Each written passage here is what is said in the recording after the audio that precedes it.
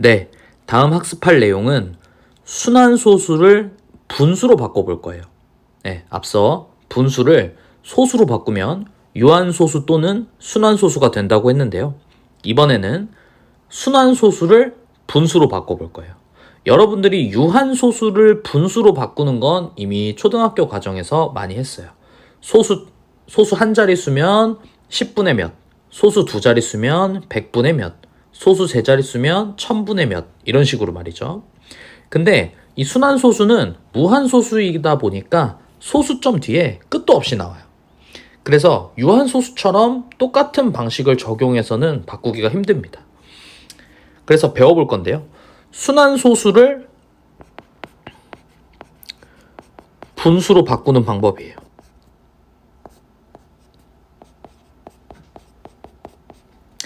방법엔 두 가지가 있어요.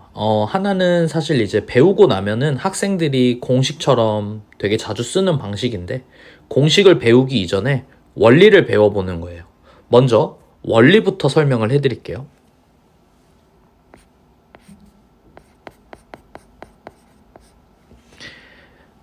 예를 들어서 0.37 이런 순환소수를 분수로 바꿔보고 싶어요. 그러면 이 0.37 순환소수를 미지수로 두는 거예요. x는 0.373737 점점점 이렇게 가겠죠. 그리고 양변에, 이 식의 양변에 10의 거듭제곱, 10, 100, 1000, 만 이런 수들을 적당한 수를 찾아서 곱해 주셔야 되거든요. 근데 여기서 말하는 적당한 수라는 거는 뭔 얘기냐면, 어떨 때는 10을 곱해야 되고, 어떨 땐 100을 곱해야 되고, 어떨 땐 1000을 곱해야 되고, 또 어떨 땐 만을 곱해야 되고, 이게 어떤 틀이 있어요. 틀이 있는데 이거에 대해서 말씀을 드리자면, 일단은 결론부터 얘기하면 지금은 100을 곱해야 돼요. 양변에 100을 곱해서 37.373737 점점점 이렇게 되겠죠. 자, 그러면 왜 100을 곱했냐? 100을 곱한 이유.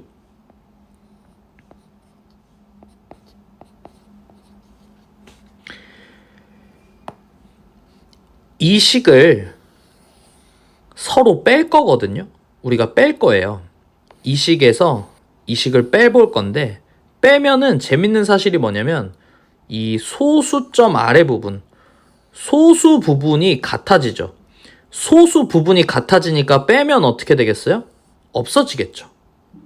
그러면 이 무한소수였기 때문에 뒤에 소수가 주렁주렁 계속 나왔을 텐데, 소수 부분이 같아짐으로 인해서 뺐을 때 사라지게 되는 효과를 발휘하게 돼요. 무슨 얘기냐? 이 적당한 수를 곱해야 된다 그랬잖아요. 어떨 때는 10을 곱하고, 어떨 때는 100을 곱하고, 또 어떨 때는 1000을 곱하고, 또 심할 때는 어떤 경우에 만을 곱해야 되는데, 그것들이 뭐냐면 소수 부분이 같아지게끔 하는, 소수 부분이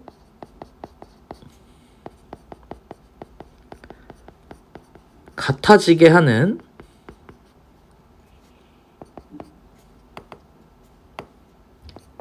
(10의) 거듭제곱을 곱해줘야 된다는 얘기예요.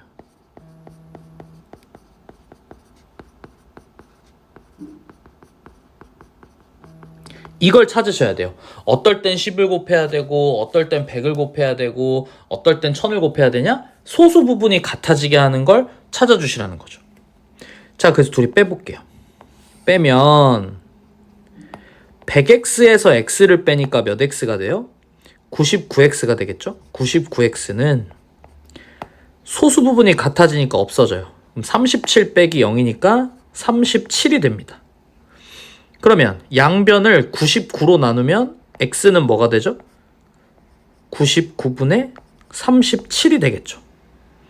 그러면 우리가 지금 이 순환소수를 미지수 x로 놨는데 x가 뭐가 됐어요?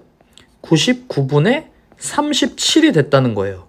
아, 순환소수 0.37은 분수로 바꾸면 얼마다? 99분의 37이다. 이렇게 된다는 얘기예요. 아시겠죠? 자, 하나 더 해볼까요? 얘는 좀 지워볼게요. 지우고 지우고 지우고 지우고 지우고 지우고 지우고. 자, 이번에는 2.38 점, 이런 순환소수를 분수로 바꿔보겠어요. 마찬가지로 얘를 미지수 x로 두면 2.3888 점점점 이렇게 가겠죠. 자, 방금 배운 대로 어떤 수를 곱해준다? 소수 부분이 같아지게 하는 10의 거듭제곱을 곱해주자는 거예요. 자, 그럼 얼마를 곱해볼까요? 10을 곱해볼까요? 100을 곱해볼까요? 1000을 곱해볼까요? 100을 한번 곱해볼게요. 100을 곱하면 100x는 238.888 점점점 이렇게 될 거예요. 그런데 여기서 여기를 빼려고 봤어요. 근데 여기 뭐 빼는 거는 문제가 안 되는데 여기서 여기를 빼려고 했더니 여기는 소수 부분이 8888, 여기는 38888이네요. 같지가 않아요. 같지가 않으니까 우리가 지금 뺄 수가 없다는 얘기예요. 그럼 선생님 지금 잘못한 건가요? 그건 아니고요.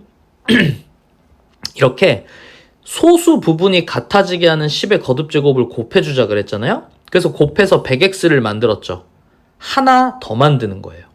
이 식에 10을 곱해볼게요. 곱하기 10을 해볼게요.